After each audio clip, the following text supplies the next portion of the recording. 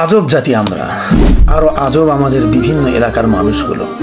এখানে জন্মদিন আর বিবাহ অনুষ্ঠানের নামে চলে অশ্লীল নৃত্য, চলে অবিরাম, কারো সমস্যা নেই। রাত্রি 12টা, 1টা, 2টা পর্যন্ত চলে হাই ভলিউমে হিন্দি অথবা ফাইটটা যায় কিসিমের বাংলা ফোক সঙ্গীত, কারো মাথা ব্যথা নেই। বারবার তালাক দিয়েই সে বই নিয়েই সংসার করে অনেকেই, কারো বলার কিচ্ছু নেই। কখনো কখনো বাস, ট্রাক, নৌকা ভাড়া করে আকাশ বাতাস কাঁপিয়ে নির্লজ্জতার সকল সীমা ছাপিয়ে চলে উদ্ভট মিউজিকের তালে কিম্পুট ডান্স, কারো কোনো প্রতিবাদ নেই।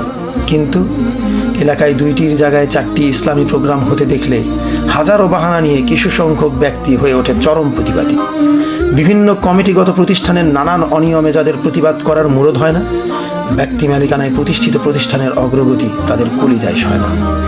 লাখো সমস্যায় জর্জরিত উম্মার উত্তরণের কোনো পথ নিজে তো খুঁজে পাই না, অন্য কেউ খুঁজে দিলে নিজের মান থাকে না, তাই তাকে আটকাতে খোঁজা হয় নিত্য নতুন হাজার বাহানা।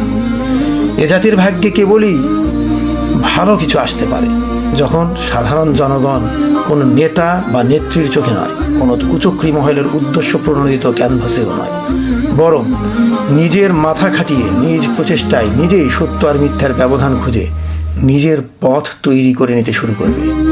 সেই নবদিনের প্রত্যাশায় আসুন দোয়া করি সকলে।